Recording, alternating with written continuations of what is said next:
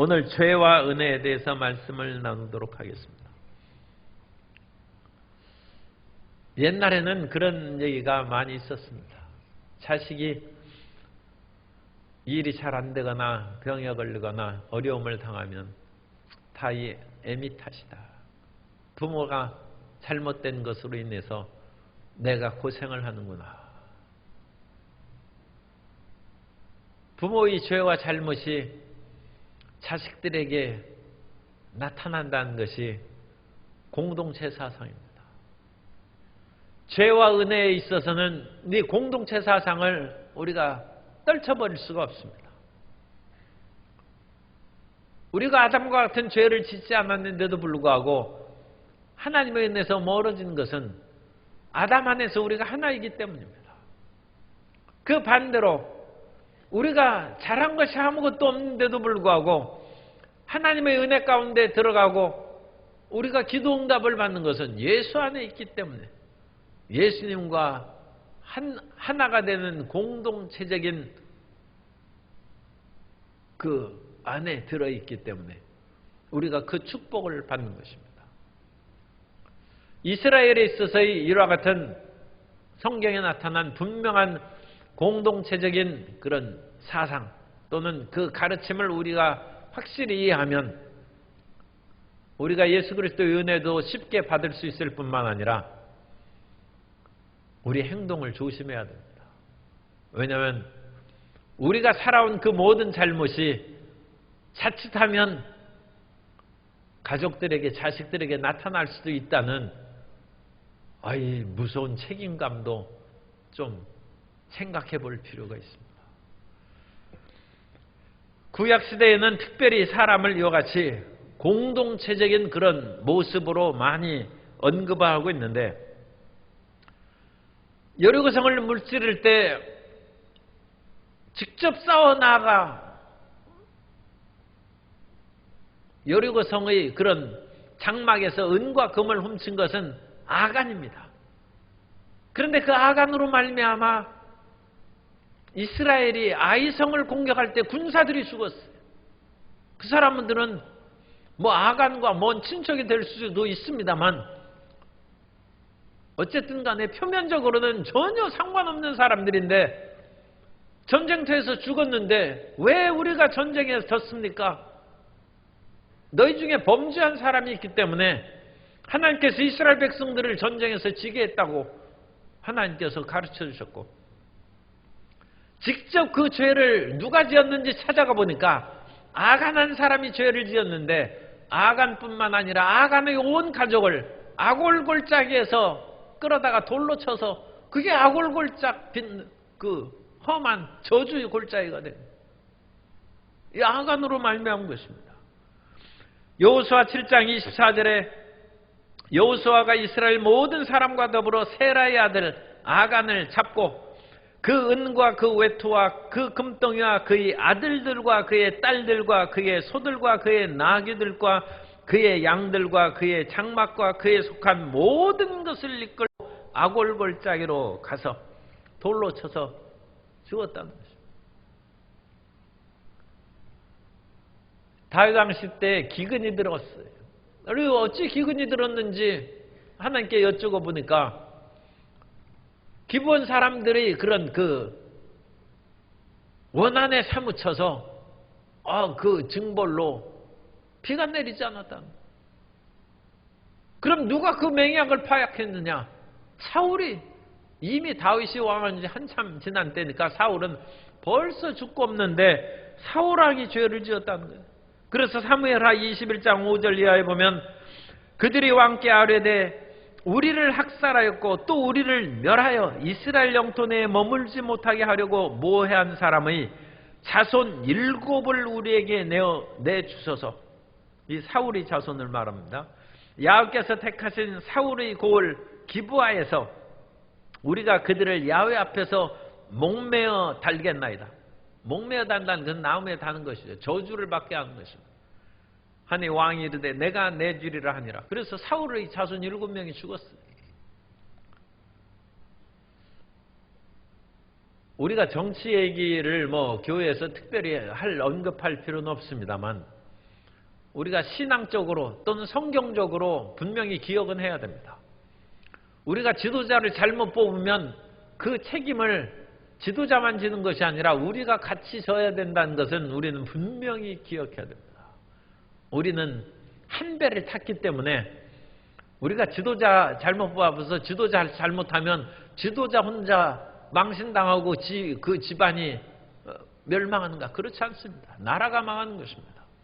그러므로 그것을 뽑은 온 국민이 거기에 참여했기 때문에 같이 책임을 지는 것입니다. 유다 시절에 므낫세같이 악독한 왕이 우상숭배를 하고 왕이 이끌어갔는데 백성들이 안 따를 수 있습니까? 백성들이 므낫세 시대의 우상숭배가 극심했어요. 그래서 성경에는 므낫세의 죄로 말미암아 하나님께서 유다를 향하여 타오르는 진노를 하나님께서 멈추지 않으셨다는 거예요.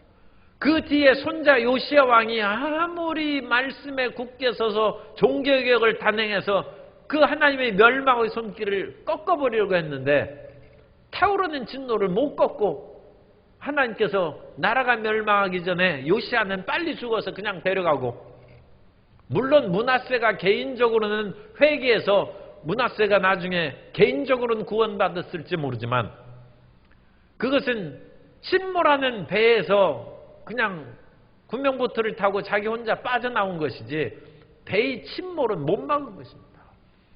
비행기가 떨어지는데 낙하산 타고 자기 혼자 내렸다고 비행기가 안 떨어집니까? 폭파해서 다 죽는 것이죠. 예레미야 예가에서 5장 7절에서 말씀합니다. 우리의 조상들은 범죄하고 없어졌으며 우리는 그들의 죄악을 담당하였나이다. 이것이 공동체로 보는 죄악입니다. 죄악. 그래서 우리가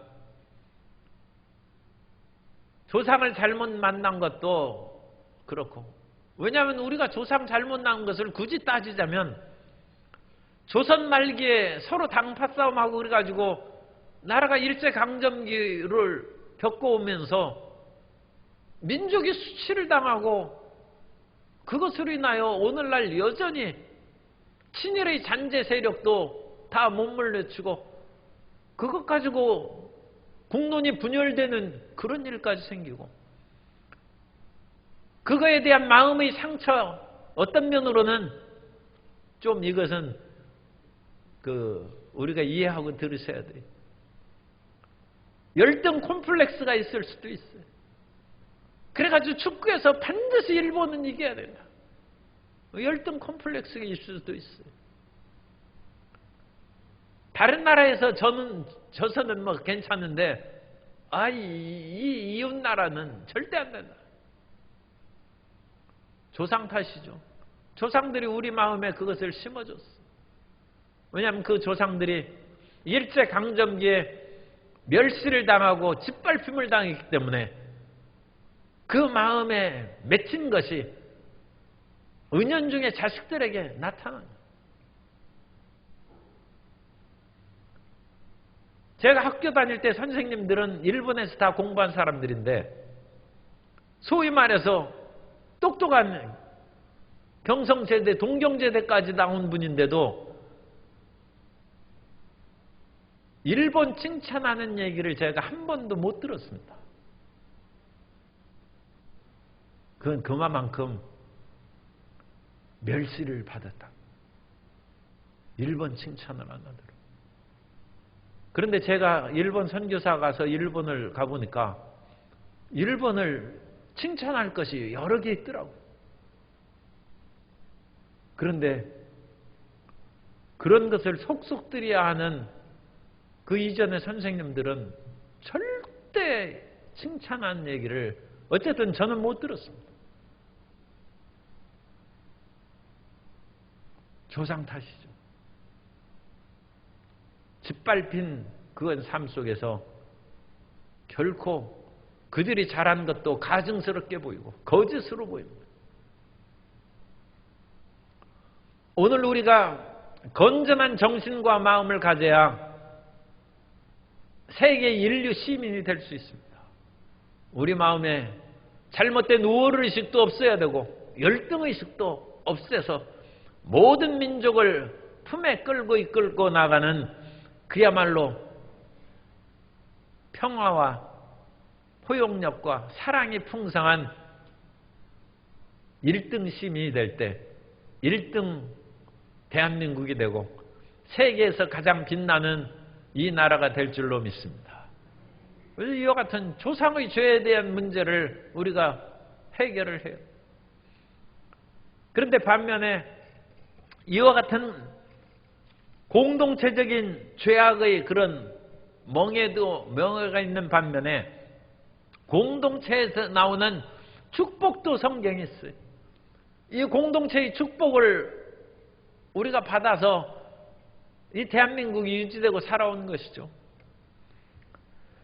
성경에 보면 노아가 하나님 앞에 의로운 사람이 되었기 때문에 그 가족이 구원받은 것을 창세기 7장 1절을 공동번역을 읽어드립니다. 이것이 명확하게 번역이 됐습니다. 7장 1절에 보면 야훼께서 노아에게 말씀하셨다. 너는 내 식구들, 그래서 모두 8명이죠. 다 데리고 배에 들어가거라. 내가 보기에 지금 이 세상에서 올바른 사람은 너밖에 없다. 의인은 노아 한 사람입니다. 아버지 잘 만나서 자식들이 구원받는 거예요. 시아버지 잘 만나서 며느리들이 구원받고 남편 덕에 아내가 구원받는 거예요. 그래서 8명이 구원받는 거예요. 이러면 우리가 희망이 생겨요.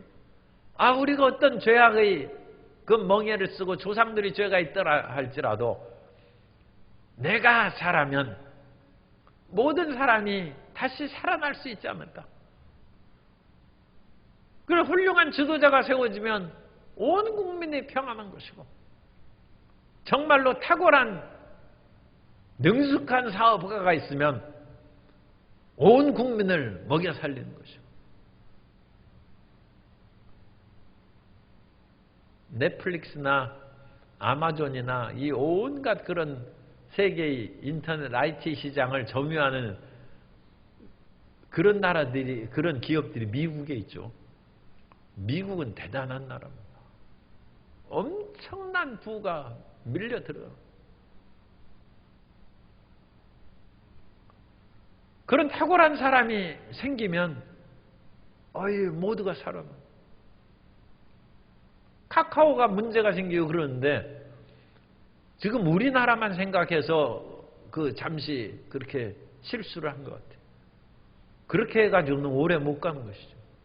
그야말로 100년의 기업을 꿈꾸고 온 세계에는 정의와 공평을 던져버리고 일순간 물질을 얻고자 하면 그 기업이 세계 경쟁에서 살아남겠습니까? 아무리 그것을 감춘다 할지라도 안 밝혀질 수가 없죠. 결국은 사람의 인격 문제고 그 사람의 바탕이 문제가 돼요. 그래 바탕도 올바른 바탕을 가진 사람이 그런 큰 꿈을 갖고 전진해 나아가는 그게 진짜 이제 큰 인물인데 그런 사람이 나타나면 온 나라가 잘 사는 거예요. 이것이 진정한 장막터를 넓히고 휘장을 넓게 펴는 것입니다. 그리고 그 같은 이상적인 분을 우리는 확실히 알고 있어요. 그분이 예수님이죠. 예수님이 절대 죄와 허물이 없으시고 그 모든 것이 탄탄한 기반 가운데 모든 인류의 생명과 사랑을 위해서 자기 자신을 십자가에서 못 박여 피를 흘리셨다. 그럼으로써 모든 인류가 그 안에서 구원받는다. 이게 공동 축복입니다. 그러므로 우리가 예수님을 잘 믿는 것은 예수님처럼 그와 같이 되는 것이 잘 믿는 거예요. 오늘날 예수님 믿고 자기 개인 사업 잘 되고 개인만 부귀영화를 누리는 것은 아주 작은 성공이죠. 작은 성공. 정말로 그 사람으로 인하여 모든 사람이 기쁨과 평화를 얻는 것은 정말로 크게 잘 믿는 것이죠. 이 공동 축복입니다. 한 사람으로 말미암아 죄가 들어왔고 한 분이신 예수 그리스도로 말미암아 모든 사람이 생명을 얻는다. 생명. 이게야말로 큰 꿈이죠. 큰 꿈.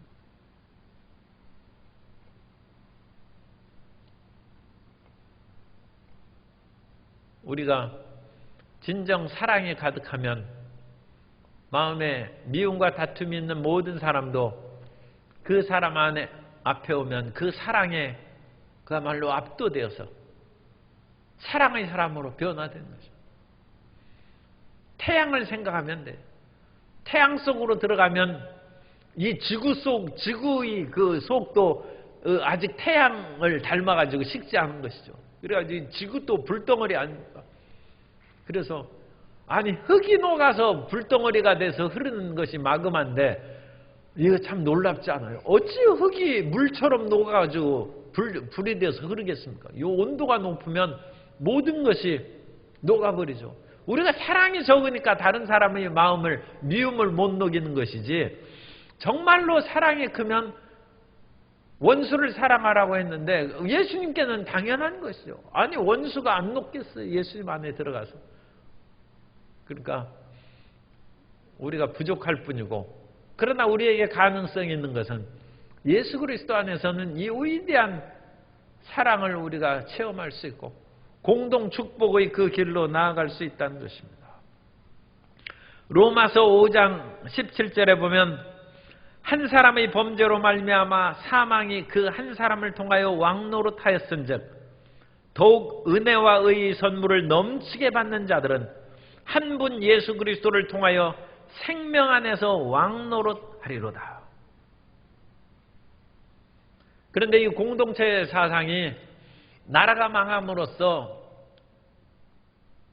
무너지게 됐습니다. 나라가 워낙 잘못하고 지도자들이 잘못해서 국가라는 그런 존재만 생각하면 치가 떨려요. 교회를 생각하니까 교회에 여러 가지 잘못이 있어서 나는 그거 교회 안 다닌다. 난 그래도 예수님 믿는다. 무교회주의자들이 생기는 것처럼 무정부주의자들이 있어요. 이 정부 믿을 수 없다. 믿을 수 없다. 결국은 국가의 권력을 잡은 사람은 자기들이 부귀영화를 누리는 그런 틀에 그런 좁은 범위에서 거의 벗어나지 못하고 50보 100보라는 거예요. 이런 지도자들을 다스리는 정부보다 차라리 무정부가 낫다. 그런데 무정부주의는 참 위험한 것이죠. 울타리가 없으면 들짐승들이 도둑들이 얼마든지 넘나들 수 있기 때문에 허술하긴 해도 그래도 조직과 체제가 있는 것이 낫다는 것이 지금까지 그런 국가에 대한 옹호론자들이 이제 하는 얘기입니다. 어쨌든 간에 이런 여러 가지 그런 어려운 상황이 다가오자 공동체 사상은 무너졌어요.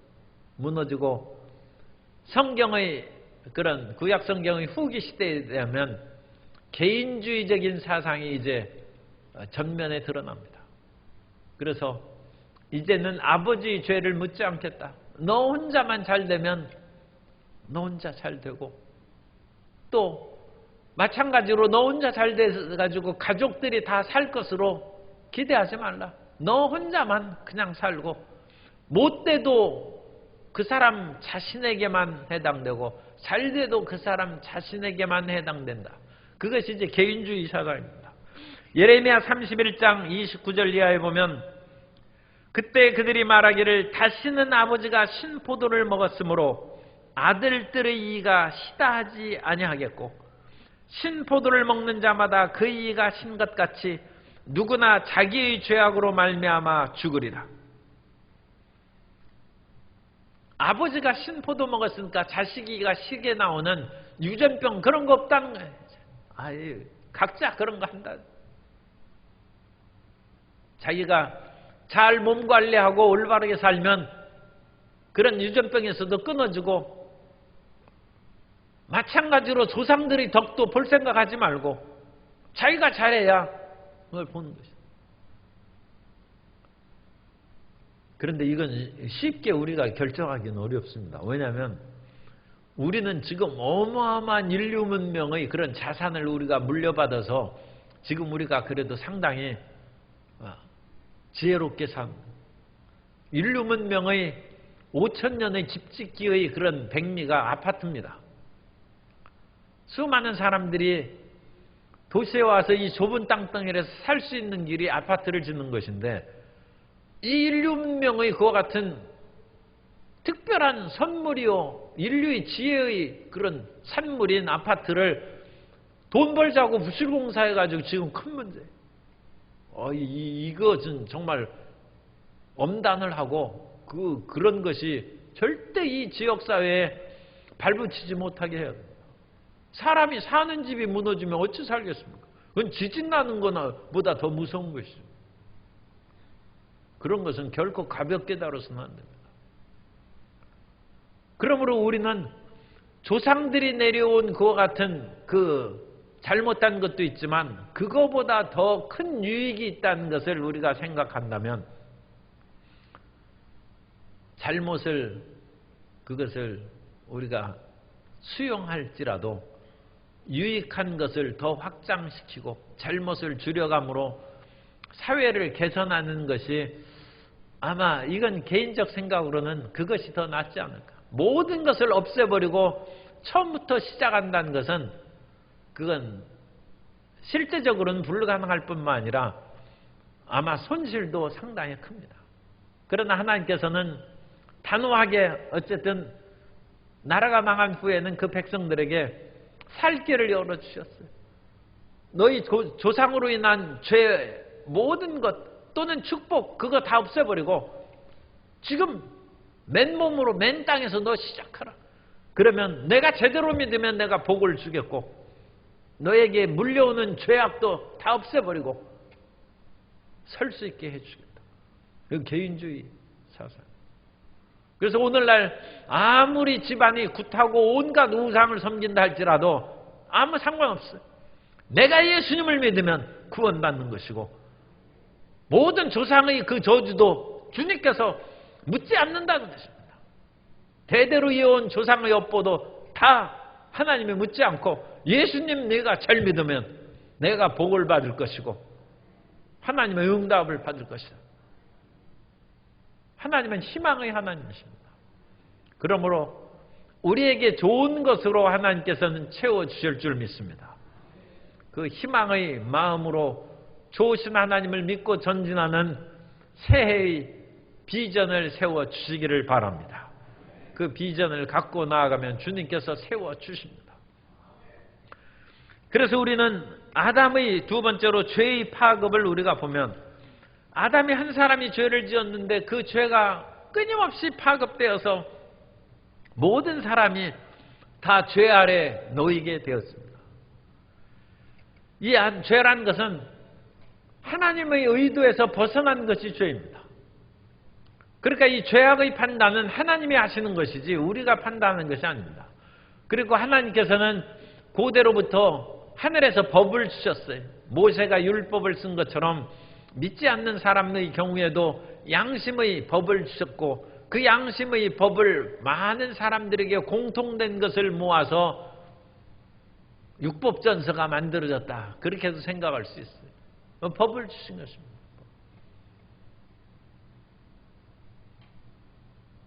그리고 그 법에서 어긋나는 모든 것들에 대해서는 형벌이 이제 다가오는 것인데 어쨌든 근원적인 것은 하나님께서 우리에게 원하시는 것을 하지 않는 것이 그게 원래 죄의 의미입니다.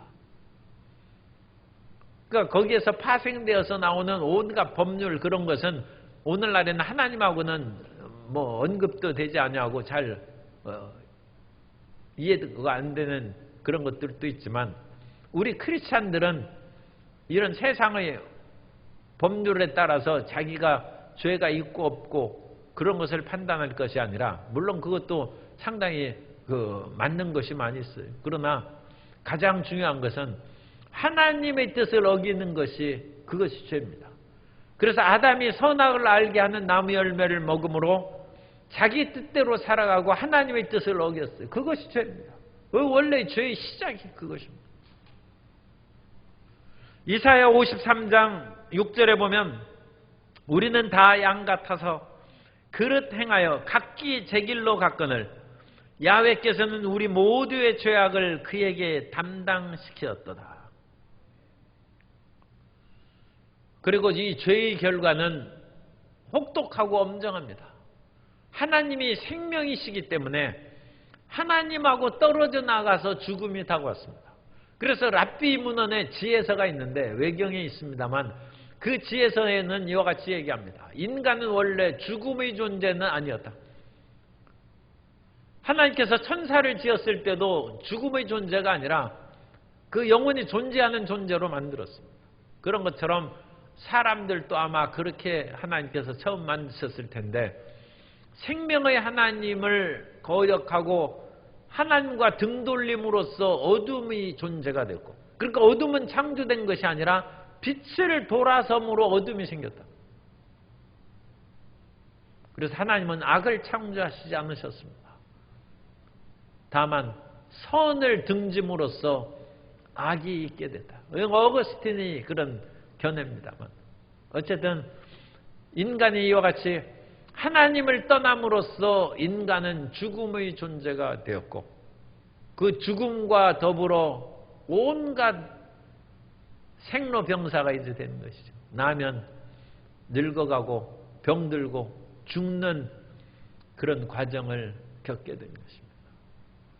그러나 이 모든 그와 같은 잘못된 죄악의 결과를 우리가 생명이신 예수님께 돌아가면 회복되고 다시금 영생의 길로 당연히 들어가게 될 줄로 믿습니다.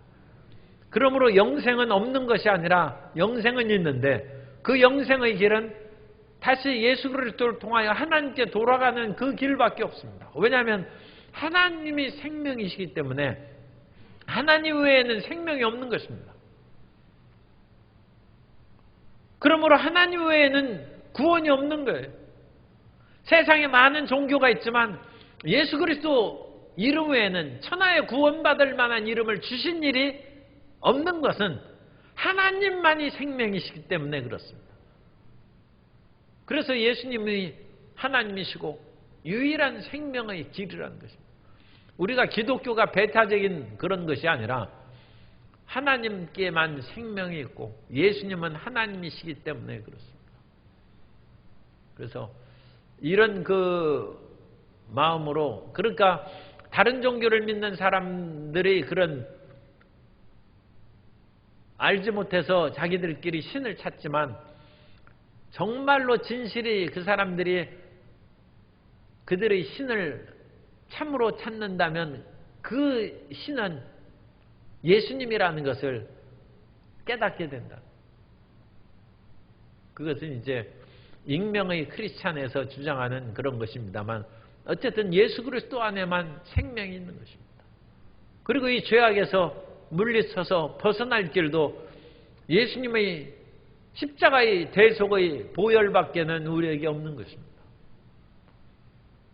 아담이 죄를 지음으로써 하나님 앞에 멀어간 것은 자신의 죄뿐만 아니라 모든 사람을 죄짓게 하는 그 근원을 만들어 놓은 것입니다. 그래서 아담의 죄의 성향, 곧 내가 내 맘대로 살겠다, 내가 하나님같이 되겠다 하는 마음이 있는 것이 원죄입니다. 성도 여러분, 그 마음이 있어요? 난 내 인생은 내 맘대로 살겠다. 그것이 원죄입니다. 나는 내 스스로 태어나지 않았은즉 나를 만드신 자의 뜻에 순응해서 살겠다. 그것이 올바른 것이죠. 우리가 스스로 태어났으면 스스로 사는데 우리는 스스로 있는 자존자가 아닙니다. 그런데도 불구하고 자기가 자존자처럼 나의 스스로 내 맘대로 살겠다고 하는 것은 그것은 잘못 생각하는 것이죠. 그건 원죄입니다. 원죄. 그리고 내 맘대로 살겠다고 결단하고 내 스스로 짓는 죄가 자범죄입니다. 그러니까 원죄의 성향이 자범죄를 만들어 놓은 것이고 그 자범죄가 있음으로 말미암아 우리는 끊임없이 죄를 더 짓는 것입니다. 원죄의 성향을 우리가 갖고 태어나고 그 원죄의 성향에 의해서 죄를 만들어서 하나씩 하나씩 죄를 짓는 것입니다. 어떤 아버지가 아들이 3명이나 있는데 너희가 20살까지 담배를 피지 않으면 내가 승용차를 사주겠다. 이제 20살 되면 18살 자동차 면허 따면 20살부터 승용차를 타고 다닐 수 있도록 해주겠다.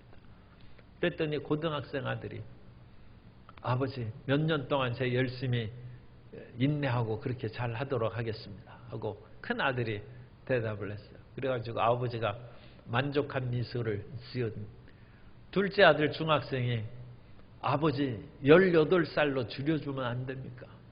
그렇게 얘기를 했어요.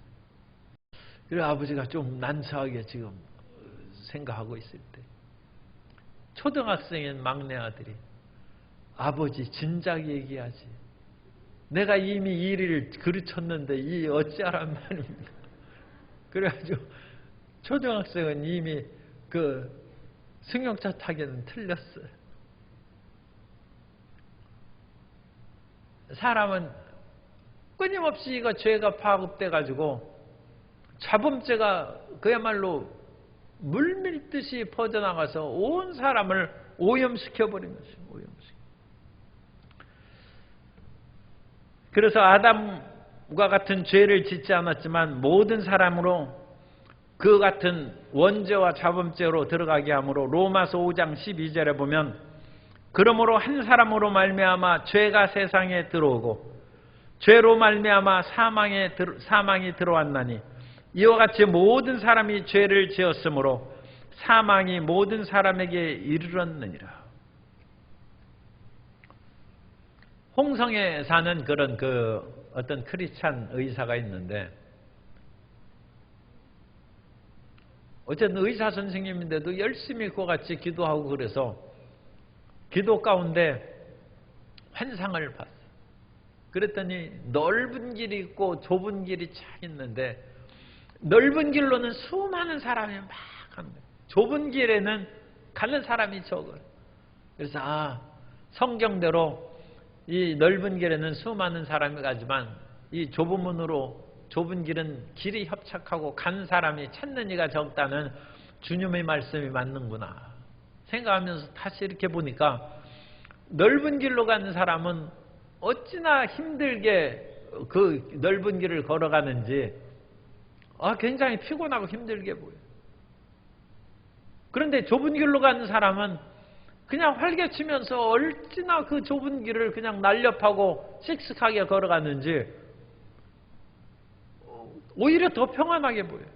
그래서 그것을 다시 자세히 보니까 넓은 길로 가는 사람은 마차를 끌고 가고 등에 보찜을 지고 온갖 그와 같은 쌀이니 금이니 보아니 모든 것을 잔뜩 짊어지고 싣고 모여가지고 그 넓은 길을 걸어가면서도 힘들게 그것을 끙끙대고 끌고 가고 뭐하고 그러는데 좁은 길로 가는 사람은 아무것도 가진 게 없어요. 그래가지고 그 좁은 길을 협착길을 가는데도 불구하고 넓은 길로 가는 사람들보다 훨씬 더 즐겁고 행복하게 씩씩하게 걸어가더라고요. 넓은 길로 가는 그 사람이 편할 것 같아도 세상에서 살아가는 사람은 끊임없는 육신의 정욕과 안목의 정욕과 이생의 자랑의 짐을 지고 가기 때문에 인생 피곤하다. 우리는 예수님 믿는 좁은 길로 걸어가지만 수고하고 무거운 짐을 끊임없이 주님 앞에 내려놓고 우리는 가뿐하게 다니는 줄 믿습니다. 그리고 지금 여행이 다니기가 어렵습니다만 어떤 여행을 가더라도 가방 하나만 들고 다녀요. 가방을 여행 갔는데 3개 가지고 가는 사람이 있어요.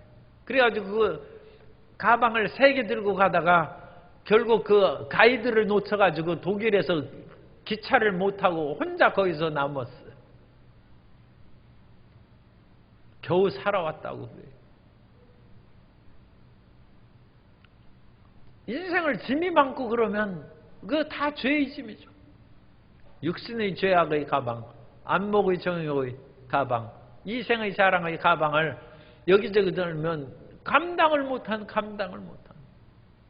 실질적으로도 그 즐거웠던 여행이 그야말로 그건 그 사람이 영어도 잘 못하고 더군다나 독일어를 못하고 그러니까 어떻게 살아왔는지 하나님의 은혜라는 거예요. 그런데 그 하나님의 은혜를 받기 전에 가방 한 개만 가져갔으면 즐겁고 행복하게 사는 거예요. 가방 하나도 없이 다니는 것은 더 편하고 하죠. 그러나 여행에서 그 빈손으로 갈 수는 없으니까 남한테 또 칫솔 빌려달라고 해서 같이 닦자고 그러면 또 되겠어요. 그러니까 그럴 수는 없는 것이죠. 아담의 죄악이 끊임없이 확산되는 것은 우리 마음의 이와 같은 정욕과 연관되어서 그게 부풀어지는 것입니다. 그러나 세 번째로 우리는 예수 그리스도의 은혜 가운데 살아가야 됩니다. 예수 그리스도의 은혜는 더욱더 끊임없이 우리에게 확산되어 가는데 예수님께서 이와 같이 죄악에 빠진 사람을 구원할 수 있는 것은 예수님은 아담의 자손이 아니기 때문입니다. 예수님께서 아담의 자손으로 죄악 가운데 태어났으면 죄 지은 인간을 대속할 수 있는 그런 실력이 없어요. 똑같은 죄인이니까. 그런데 예수님께서 죄가 없으신 몸으로 태어났다는 것을 성경이 분명히 말씀하시기 위해서 동정녀 마리아에게 성령으로 잉태되어서 태어났다. 그럼으로써 아담의 자손이 아니라 죄악의 자손이 아니라 죄악의 유전을 받고 태어나지 아니하고 예수님께서는 하늘로부터 오셨다는 거예요.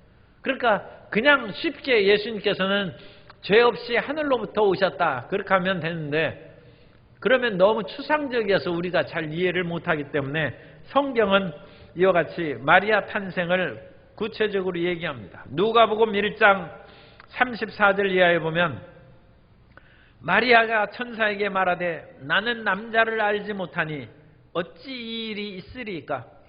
천사가 대답하여 이르되 성령이 내게 임하시고 지극히 높으신 이의 능력이 너를 덮으시리니 이러므로 나실 바 거룩한 이는 하나님의 아들이라 일컬어지리라. 오늘날 그 과학적으로도 얼마든지 그야말로 그 옛날 체세포 있으면 그 만년 전에 죽은 짐승도 그거 같이 다시 그걸 복원해서 살려낼 수 있는 그런 식으로 과학이 오늘날 발전해 있습니다. 그러니까 마리아의 몸에서 그 예수님이 동정녀 탄생하는 것은 그건 문제도 되지 않아요. 이 과학이 발전하면서 오히려 그런 것들은 옛날에는 어찌 그런 일이 있겠나 그러던데 그런 것들은 이제 문제가 되지 않습니다. 그러므로 예수님께서는 하늘에서 오셨다는 거예요. 고린도전서 15장 47절에 보면 첫사람은 땅에서 났으니 흙에 속한 자이거니와 둘째 사람은 하늘에서 나셨느니라.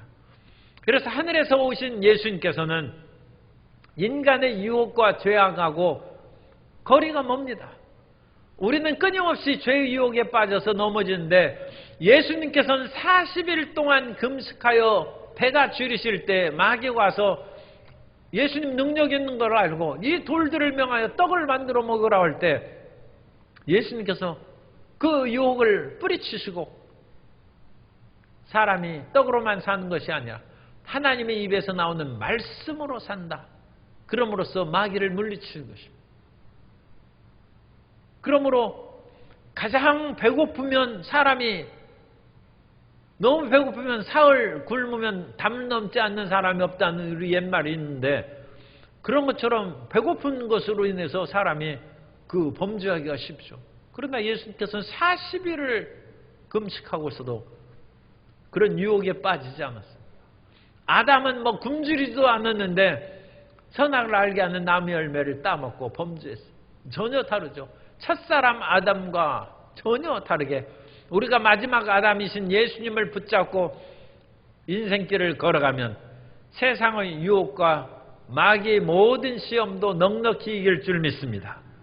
그러니까 끝까지 틈을 보이지 말고 예수님을 붙잡고 나아가야 되고, 예수님께서는 그 33년의 모든 이 세상의 육신의 생애를 사시면서도 결코 유혹에 빠지는 일이 없이 마지막 십자가에 못 박혀 죽으시기까지 하나님께 온전히 순종하시고 하나님의 뜻을 이루셨다는 것입니다. 빌립보서 2장 8절에 보면 사람의 모양으로 나타나사 자기를 낮추시고 죽기까지 복종하셨으니 곧 십자가에 죽으심이라. 그래서 예수님께서 이 십자가에서 죽으신 그 모든 은혜로 오늘날 우리를 구원하십니다. 오늘날 누구든지 예수님을 믿으면 주님의 은혜로 들어갈 수 있습니다. 이 은혜는 우리가 어떤 처지에 있을지라도 우리의 마음을 사로잡고 우리를 변화시키는 은혜입니다. 한일교회에 심무하는 그분이 목사님인데 나중에는 이제 신학을 해서 목사님이 됐는데 원래 그분이 20대 때 경찰관이었는데, 그런데 경찰을 하면서 자기는 30대에 반드시 경찰서장이 된다 해가지고 열심히 근무하고 어찌나 열심히 일했는지 여기저기 뛰어다니다가 그야말로 큰 부상을 당해서 왼쪽 다리 하나를 절단했어요. 이 얼마나 마음이 낭망이 됩니까? 비록 그것을 근무하다가 그랬으니까 그만두라고는 하지 않을지라도 이제 왼쪽 다리를 절단했으니까 경찰서장까지 되기까지는 어렵고 자기 꿈이 그야말로 산산조각에 나는 것이죠. 그래서 마음을 못 잡고 방탕하다가 부흥회를 그야말로 마음이 이제 비으니까 무슨 얘기 하는지 한번 가서 들어봐야 되겠다 해서 참석을 했어요. 그런데 마침 설교가 내 오른눈이 범죄하면 뽑아버리라, 오른손이 범죄하면 찍어버리라, 백체 중에 하나가 없고도 천국에 가는 것이 온몸이 지옥에 던져가는 것보다 낫다. 그 말을 들으니까 정신이 번쩍 나네요. 내가 잘못해서 하나님이 다리 하나를 잘라서 나를 천국 백성으로 만드신, 사람이 마음이 그렇게 돌아가야죠. 그래서 하나님이 나를 구원하시기 위해서 나의 다리를 절단하고 그것으로 말미암아 하나님께 나오도록 인도하셨고, 그래서 하나님의 구원받은 것을 감격해서 하나님의 종이 됐어요. 그것이 은혜입니다. 다리 하나 없어졌는데 얼마나 평생을 원망과 마음의 분노와 좌절 가운데 살아가겠습니까? 그런데 오히려 하나님을 알지 못하고 세상의 출세만을 위해서 이리저리 뛰다가 너 잘못된 대로 이리저리 뛰어나가니까 다리 하나가 그냥 없어진 거예요. 그것을 보니까 정신이 바짝 나서 내가 지옥 갈 사람인데 만일 그러다가 내가 출세하고 마음이 굳어지면 세상에 어떤 사람의 전도도 내가 코웃음 치고 믿지 않았을 텐데 오히려 이와 같은 불행한 일이 당함으로 말미암아 전화위복이 되고 내가 하나님의 구원을 받았구나. 그 생각을 하니까 그리스도 예수의 은혜를 깨닫는 거예요. 우리 모든 사람들에게 주어진 이제까지의 삶은 하나님의 은혜인 줄 믿으시기 바랍니다. 하나님의 은혜라는 거예요. 우리의 모든 것을 아시기 때문에 어떤 사람은 좋은 것으로 해서 예수님을 믿게 하고 어떤 사람은 그와 같이 사망의 음침한 골짜기를 지나가게 하면서 예수님을 믿게 하는데 그 각 길은 다르죠. 그러나 이 길은 다르다 할지라도 이 세상에서 잠시 불편하고 차이가 있는 것뿐이지 천국에 가면 모든 것이 회복되고 또 그와 같은 고난의 골짜기를 통하여 주님을 믿은 사람은 더 빛나고 더 행복한, 사실 어려움을 당할수록 나중에가 더 즐거운 것이죠. 더 큰 기쁨 가운데 천국의 복락을 누리게 될 줄로 믿습니다. 그걸 하나님의 은혜를 생각합니다. 주일학교 선생님이 요즘에는 또 시계가 유행해. 그래가지고 시계도 몇십만 원짜리, 옛날에는 그거 차도 상당히 좋았는데 요즘에는 신문 광고에 나오는 그 시계를 보니까 몇백만 원 하고, 이제 어떤 시계는 뭐 시계를 차면 거기에서 온갖 뭐 체크가 돼, 뭐 혈압, 뭐 혈당, 뭐 모든 그런 지수가 거기에서 나오는 그런 시계도 있고, 또 그런 시계는 불편한 것 같은데 휴대폰 나오면 금방 거기 손목에서 이렇게 봐가지고 어떤 사람이 전화를 하면 금방 받아요. 그래가지고 저 사람은 어떻게 저렇게 날렵하게 휴대폰을 받는지. 또 어떤 분은 전화를 몇 번 하고 한 10번을 해야 겨우 받는 분들인 그 차이가 있죠. 그런데 시계를 차니까 휴대폰 오면 금방 손목이 떨려. 그래가지고.